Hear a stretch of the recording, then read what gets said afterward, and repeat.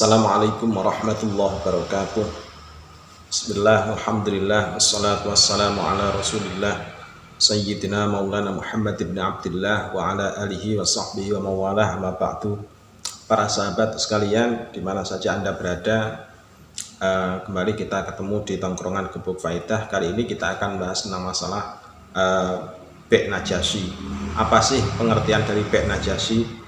Bek Najasyi itu seringkali dimaknai sebagai provokasi harga.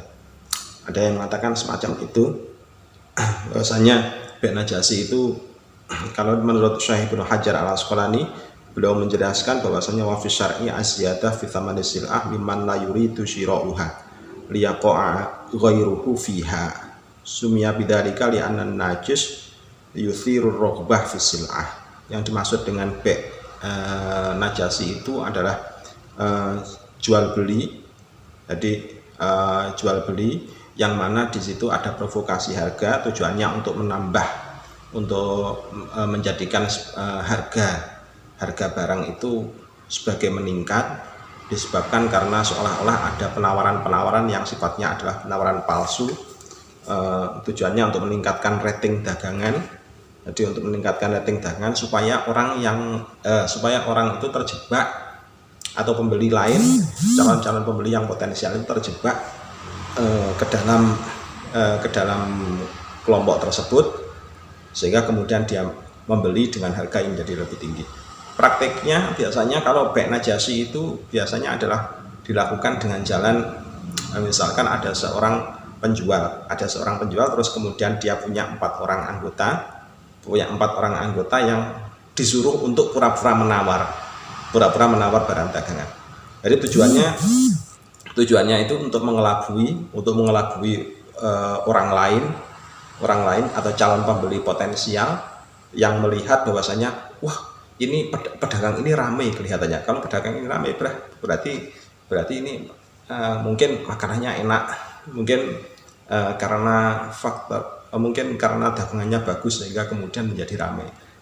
Nah, ada hal-hal yang semacam itu yang sudah pernah dilakukan di zaman Rasulullah Sallallahu Alaihi Wasallam. Terus kemudian istilah syariatnya untuk jual beli dengan istilah provokasi harga tadi dikenal dengan istilah Bek Najasyi. Bek Najasyi kalau dalam istilah modern sekarang ini biasanya adalah dilakukan dengan jalan pura-pura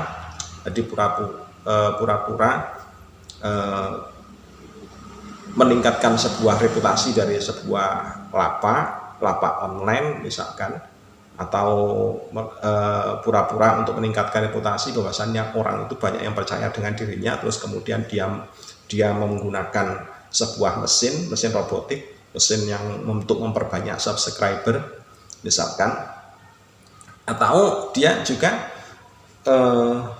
bisa menyewa orang untuk menonton videonya, terus kemudian digaji menonton videonya atau menonton dagangannya, seolah-olah banyak sekali terjadi transaksi di situ, atau membuat akun-akun palsu, terus kemudian disuruh untuk berkomentar di situ, disuruh untuk menyatakan sebuah kepuasan atau disetting dengan sebuah kepuasan, sehingga seolah-olah banyak terjadi interaksi di situ, sehingga jadi istilahnya muncul yang namanya testimoni palsu.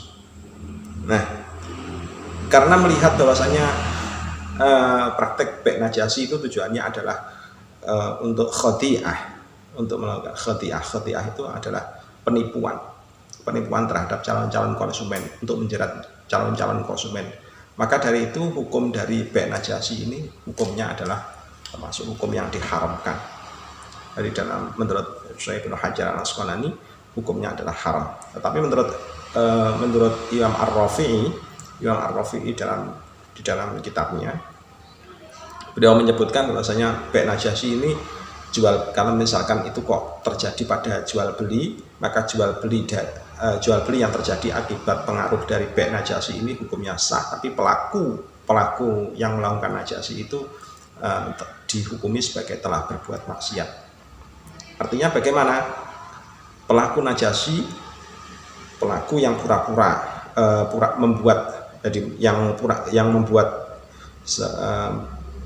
terjadinya peningkatan reputasi tapi dengan jalan palsu, Jadi menyewa, istilahnya menggunakan alat untuk menaikkan sebuah rating dagangan, menyewa akun-akun robotik, akun-akun palsu untuk membuat testimoni yang sifatnya palsu guna meningkatkan reputasi dagangan, maka hukumnya adalah untuk kalau misalkan ada jual beli, maka jual belinya sah, tetapi pelaku yang membuat akun robotik, pelaku yang sudah